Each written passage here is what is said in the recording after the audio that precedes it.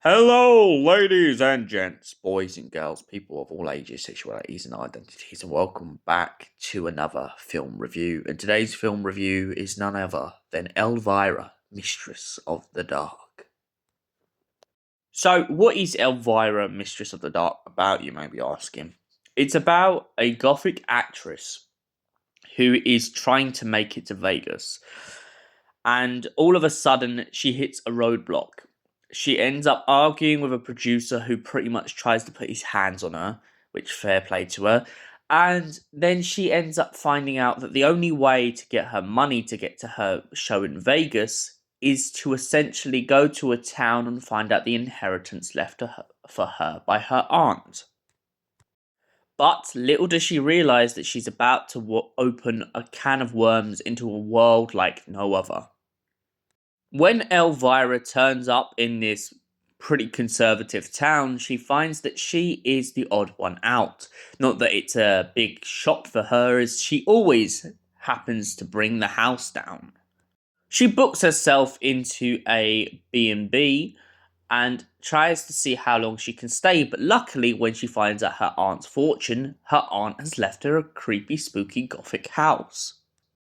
Although Elvira would naturally be stunned at the fact that at least she's been given a house, the place is an absolute dump, and all she's been left with is a cookbook. Well, at least she believes it to be a cookbook. She begins to become very good friends with a man named Brad who runs the cinema, along with a couple of the kids of the town who help her spruce the place up a little bit. However, because of her rivalry with a woman named Miss Chastity, she pretty much ends up in a dead zone when she can't get any work and tries to find a way around it. The only person in town who will give her a job happens to be Brad, most probably because his eyes are somewhere else. She first meets Brad in a bowling alley where two guys try to hit on her and she pours juice on their lap. She then gets into a brawl with them and Brad helps her out. After this, however, then once finding out about the inheritance and everything, she seems to realise that her uncle, that she didn't know she had, is really interested in this cookery book. She has no clue to why, but soon learns the truth.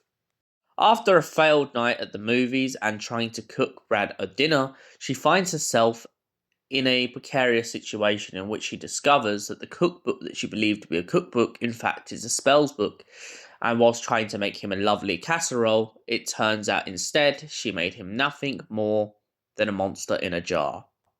This doesn't work too badly though out for Elvira, as later down the line she accidentally uses a love spell to get back at the town for treating her like crap.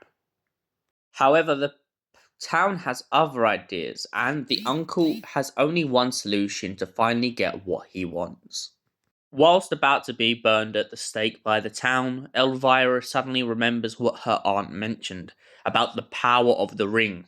She uses it and creates a storm which puts out the fire and allows her to free the stake.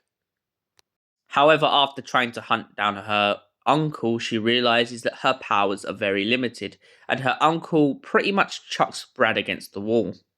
After defeating her uncle, however, and the house being burned down in the process, Elvira realizes she has nothing left, and so considers leaving the town.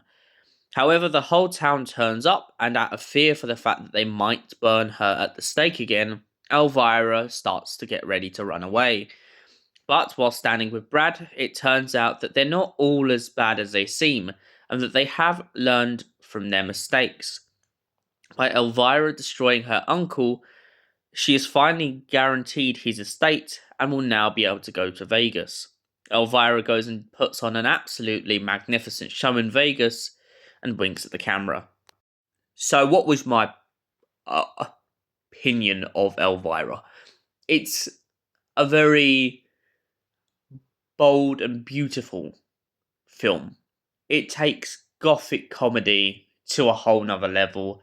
It also has some really great adult jokes and constantly plays on this idea of people see Elvira because of the way she dresses, because of the way she presents herself, as nothing more than a tart, which is not the case. Elvira has her own strength and stronghold on exactly who the hell she is, and she is prepared to prove it to everyone.